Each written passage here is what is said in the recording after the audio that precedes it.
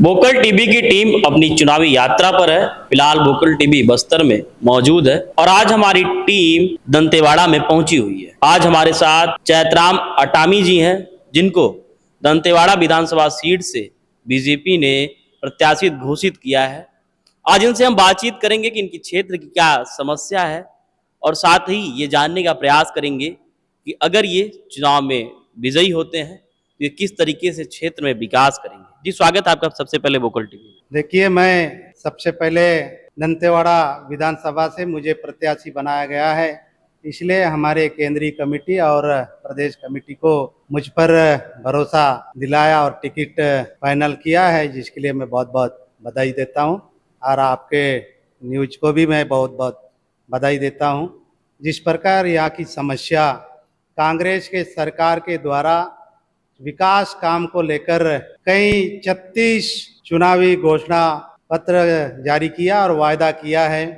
जैसे ही सरकार बनेगी वैसे ही हम शराबबंदी करेंगे, बेरोजगारों को रोजगार देने की बात कही है, स्व सहायता समूहों को रोजगार देने की बात कही है, किसानों का कर्ज माफ करने की बात कही है। ये सारे वायदा करने के बाद 10 दिन में पूरा करने की बात कही है। उसके बाद कांग्रेस की सरकार ने मुकर गई है, किसी प्रकार का कोई भी घोषणा को पूरा नहीं किया है। आज शराब की बात कहें, अब उसको बंद करने जगह कांग्रेस के सरकार ने होम डिलीवरी करके पूरा शराब को आम आदमी तक पहुंचाया जा रहा है। ये स्थिति है। और समस्या की बात कहें तो यहाँ बहुत सारे समस्या है। आज विकास के काम अगर बताना चाहता हूँ, कांग्रेस के द्वारा 5 साल पूरा हो गया, कोई भी विकास नहीं हुआ है। अगर यहाँ से हम बैलाडीला की रोड को अगर देखते हैं तो पूरा गड्ढों में तब्दील हो गया है। अब पूरा गड्ढा पानी भरा हुआ है, गर्मी में पूरा धूल से भरा हुआ है। ये स्थिति है। उसको थोड़ा बहुत तत्कालीन आने जाने के लिए भी उसको कुछ नहीं कर पा रहा है कांग्रेस की सरकार ने। और यह कांग्रेस की सरकार जिस प्रकार यहाँ पर घोटालों की बात बहुत बड़े बड़े करती है और पूरे प्रदेश में और केंद्र तक हम घोटान के बारे में यहाँ चर्चा करती है। कांग्रेस की सरकार ने जहाँ घोटान बनाया है, उस घोटान में ना ही गाय है, ना ही गोबर है, ना ही वहाँ कोई काम करने वाले लोग हैं, ना ही समूह के लोग हैं, कुछ भी नहीं है। घोटान वीरान। चैतराम जी, आपको बीजेपी ने उम्मीदवार बनाया है, शायद आपके ये पहली बार है। अपने राजनीतिक सफर के बारे में बताइए, कहाँ से आपने राजनीति शुरुआत की और आज आप दंतेवाड़ा विधानसभा सीट से बीजेपी की तरफ से उम्मीदवार प्रत्याशी बनाए गए हैं। किस तरीके से आपका राजनीतिक सफर रहा, जरा उस पर प्रकाश डालिए। देखिए, यहाँ पर भारतीय जनता पार्टी ने मुझे यहाँ पहली बार विधायक का प्रत्याशी बनाया है। और जैसे ही इसके पहले आप किस किस पद पर रहे? हाँ, इसके पहले अगर पार्टी की बात कहें, मैं बूथ अध्यक्ष था, शक्ति केंद्र प्रभारी था, मंडल मंत्री, मंडल उपाध्यक्ष, जिला मंत्री और जिला उपाध्यक्ष और जिला के भाजपा के अध्यक्ष रहा। और ऐसे ही अगर जनप्रतिनिधि के क्षेत्र में जहाँ चुनाव जीत के आना है, वहाँ भी अगर देखा जाए, ग्राम पंचायत में उप सरपंच, जनपद में जनपद सदस्य, जिला पंचायत में जिला पंचायत सदस्य और लघु वनोपज संघ होता है तेंदुपत्ता विभाग, वहाँ भी मैं डिवीजन में जिला अध्यक्ष के पद पर चुनाव जीत के आया और लोगों को सेवा करने का अवसर मिला और मैंने सेवा किया।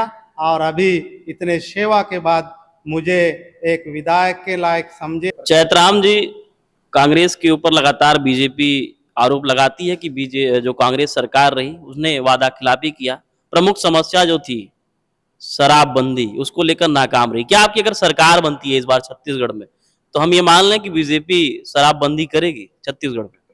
देखिए, बीजेपी छत्तीसगढ़ में शराबबंदी करेगी या नहीं करेगी वो अलग विषय है। अभी तक हम लोग चुनावी घोषणा नहीं किए हैं। अभी घोषणा पत्र में जो आएगा, हम घोषणा पत्र जारी करने के लिए भारतीय जनता पार्टी आम आदमी से सुझाव लिया गया है। प्रत्येक सामाजिक व्यक्ति हो, अंतिम व्यक्ति हो, अंतिम चोर में रहने वाला सारे लोगों से हम सहमति लिया गया है। उस सहमति के आधार पर जब चुनाव की घोषणा पत्र आएगी तो तक उम्मीद है कि घोषणा पत्र आ सकता है। अब घोषणा पत्र भी बहुत जल्दी आने की उम्मीद है। जैसे ही घोषणा पत्र अच्छा, आपको उम्मीदवार बनाया गया, क्या आपके मन में ये था कि हमको इस बार विधानसभा का टिकट मिल जाएगा? हाँ, तो उम्मीद तो हमेशा रहता है। हर कोई भारतीय जनता पार्टी में बहुत सारे लोग दावेदारी करते हैं और उसमें से किसी को एक को टिकट मिलता है और सब हम लोग एक होके चुनाव लड़ते हैं और हम हमेशा हर कोई उम्मीद ही रखे रहता है। तो उसमें उसके बाद उसके ऊपर क्या आता है वो तो ऊपर वाले की मर्जी है, लेकिन अभी मुझ पर एक विश्वास दिलाया गया है और मुझे खुशी है। चैतराम जी, लगातार आप अपने क्षेत्र में दौरे पर होंगे, प्रमुख समस्या यहाँ की क्या क्या है और किस प्रकार आप उन समस्याओं को निजात करें? अभी मैं लगातार ग्रामीण क्षेत्र के दौरे में रहता हूँ। बहुत सारी समस्या है। यहाँ तो एक विशेष समस्या है, देश के प्रधानमंत्री माननीय नरेंद्र मोदी यहाँ प्रधानमंत्री ग्रामीण आवास लोगों को, गरीब लोगों को मिले, हर व्यक्ति छत के मकान में रहे, ऐसे उम्मीद करके देश के प्रधानमंत्री यहाँ पर ग्रामीण आवास योजना चला रहे हैं। या राज्य सरकार को आवंटन मत जो दिया गया है, कुछ इसमें राज्यांश देना होता है।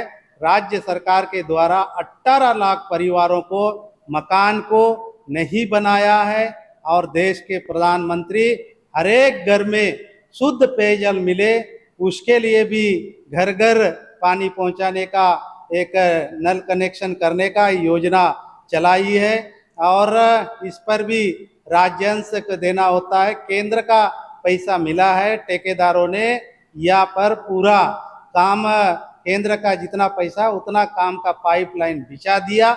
इस बार आपके लिए एक और चैलेंजिंग रहेगा बीजेपी के लिए, क्योंकि छत्तीसगढ़ में इस बार आम आदमी पार्टी भी 90 विधानसभा सीटों पर चुनाव लड़ रही है। किस प्रकार से इसको देखते हैं आप? आम आदमी पार्टी का छत्तीसगढ़ में चुनाव लड़ना बीजेपी के लिए कितना चैलेंजिंग पॉइंट रहेगा ये? आम आदमी पार्टी छत्तीसगढ़ में चुनाव लड़ रही है, कोई हमारे साथ किसी के साथ चैलेंज नहीं है। वो अपने जगह चुनाव लड़ रही है और हम अपने जगह चुनाव लड़ रहे हैं। हमारी सब तैयारी के साथ हम चुनाव लड़ते हैं।